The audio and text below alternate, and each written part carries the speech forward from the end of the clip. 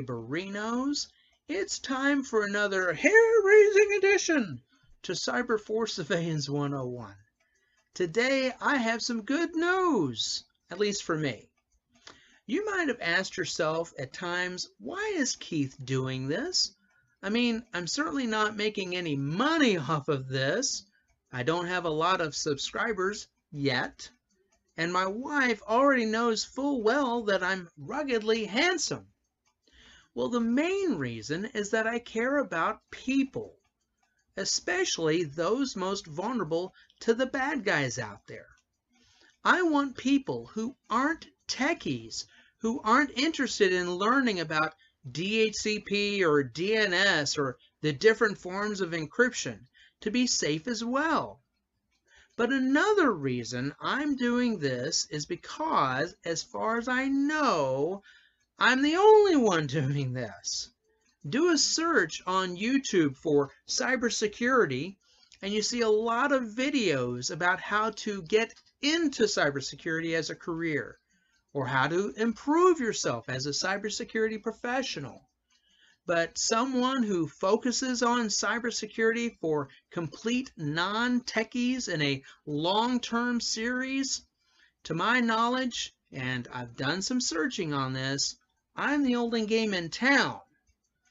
Until now, sort of. I've just discovered a YouTube series called Internet Security Basics, put out by Troy Hunt, a spokesman for Varonis, a cybersecurity firm. Anyway, I've watched the videos and they are spectacular. I agree with every word.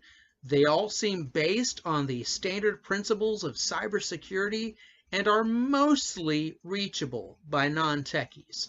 Unlike me at times, they're concise, taking maybe an hour and 20 minutes or so to go through the whole series. If I wasn't doing what I'm doing with these videos, I'd definitely point any civilian straight to this. As always, link in the notes below. Now, we come to the main topic for this week. I've been going back and forth on this, whether or not to bring it to you. For me, one of the dividing lines between what I call a civilian and someone who knows something about tech is the topic of IP addressing. I strenuously avoided talking about IP addressing because I have a suspicion that as soon as I bring it up, I'm going to lose some of my audience. But there's one big gap on my list of topics you really need to know to keep yourself safe. And I can't get into that topic without at least touching on IP addressing. I promise it's not that difficult to grasp, and I wouldn't bring it up unless it's really, really important. The actual topic is securing your router. People used to call it a modem, but that's not probably accurate unless you're using a phone connection for your internet service. Simply put, your router is that box, probably supplied by your internet service provider like AT&T or Spectrum, that connects everything in your house to the internet outside. It's the main gatekeeper to keep the bad guys out and at the same time let you browse the internet. And it's really important to do this. If you pay attention for the next few minutes, I promise it'll be mostly painless and will pay real dividends in keeping you and everyone in your house safe from the bad guys. Okay, let's go. Okay, my first step is to show you how to get to your router. So you're going to need to open up your Windows Start menu, and you're going to type CMD. That's Charlie Mike Delta. You have a command prompt icon up here. You click on that, And now you have a command prompt window that I need you to type a very simple command. It is I, P as in Paul, C as in Charlie, O, N as in November, F as in Frank, I, G as in golf, space, / ALL. Okay, hit enter. And this is all of the network configuration stuff for your computer. And you're going to look for the default gateway. Okay, that's the term for your router. That's what that's referring to. And you need to get the IP address for your router. Now, in my case, it's 192.168.1.254. Most likely, the IP address will start with 192.168 most of the time. It might also start with 10 dot, possibly, or it may also start with 172 dot. But most of the time, it's going to start with 192.168, and then there'll be another number there in the third spot. In this case is a 1, and then there'll be a final number in the fourth spot. So anyway, it'll be with default gateway, and in my case, it's 192.168.1.254. So you just write that down, put it someplace, and then you pull up a browser window, and you just type that IP address in, 192.168.1.254. And there you go. This is the main window for my router. It's that easy. Okay, so I demonstrated for you how to get to your router page. Now, just to give you a heads up, when you bring up your router page the first time, you're likely to see something different than this. My router is kind of an oddball. It does not have a login page as such. It has an access code that you would input here in order to actually get to any configuration stuff. But with most of the routers out there, you would see a login page right here.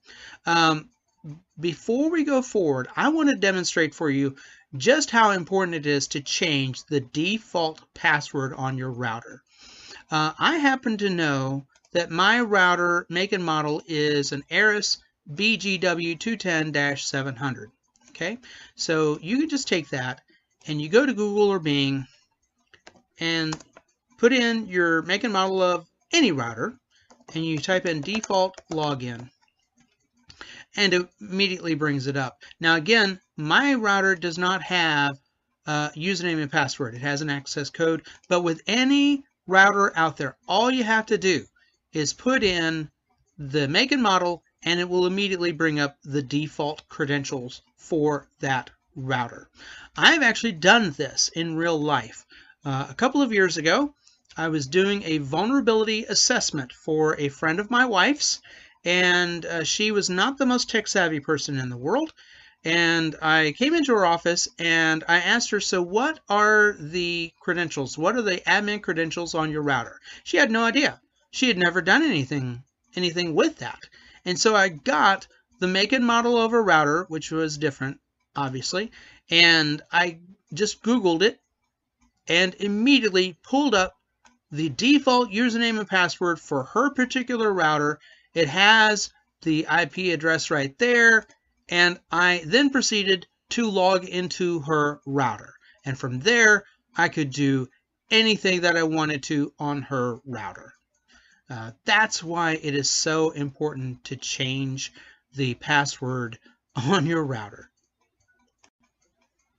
Okay, so now that I have demonstrated for you the absolute necessity of changing your router admin password, let's talk about that and some other things that you need to look up and likely need to change on your router page.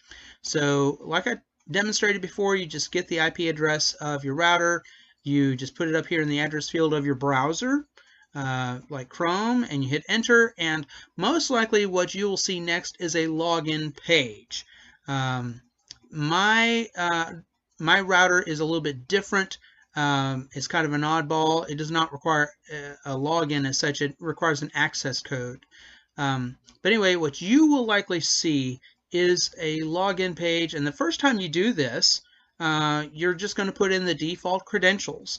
Most likely that will be admin for the username, and then the password will likely be physically printed on your router box. Or you can contact your internet service provider's tech support, or you can just Google it. But anyway, once you have logged in, then you will see something that looks a lot more like this. It'll be a dashboard with all the different things that you can look up and change on your router.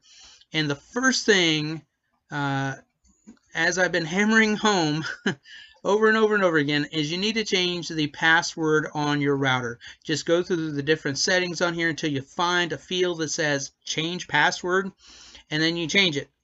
And of course, you're not going to change it to an easily guessable password, right?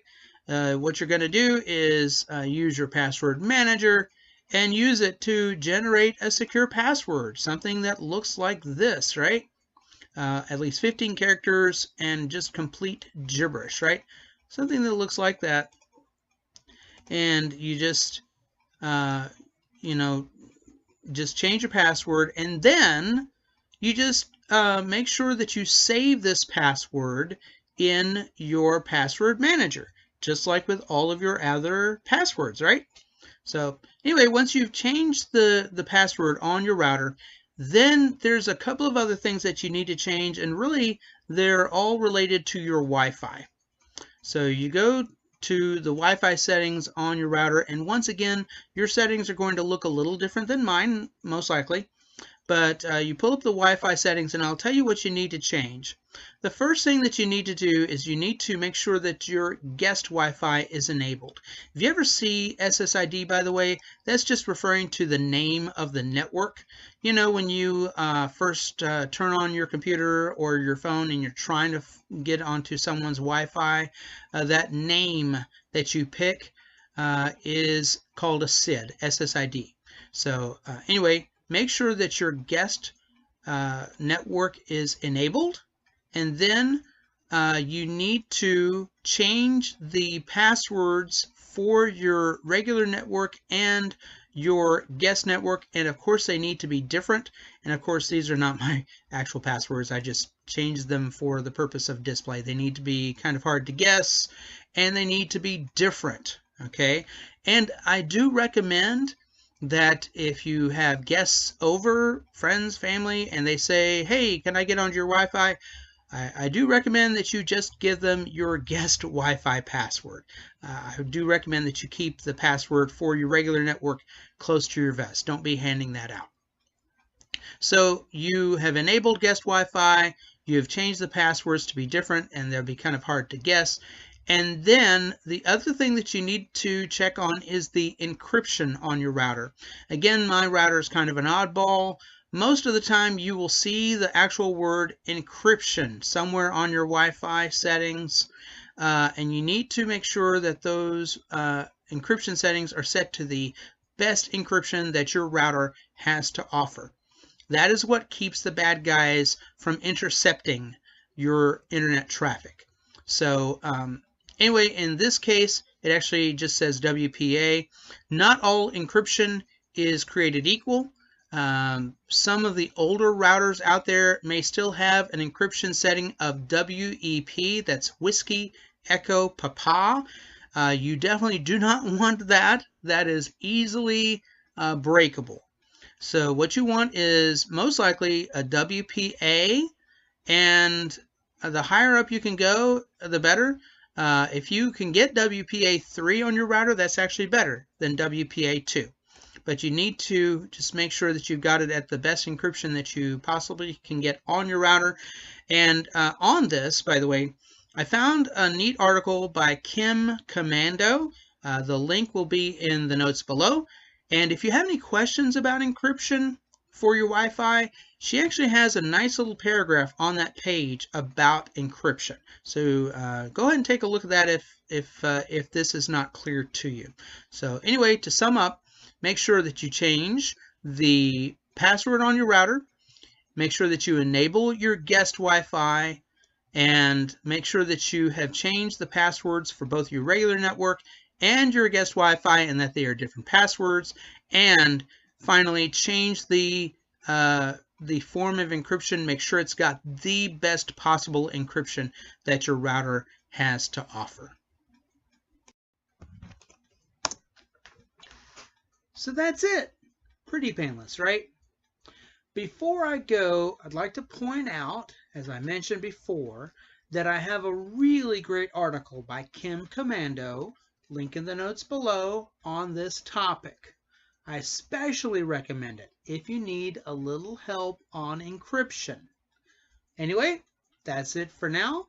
As always, thanks so much for watching, and God bless.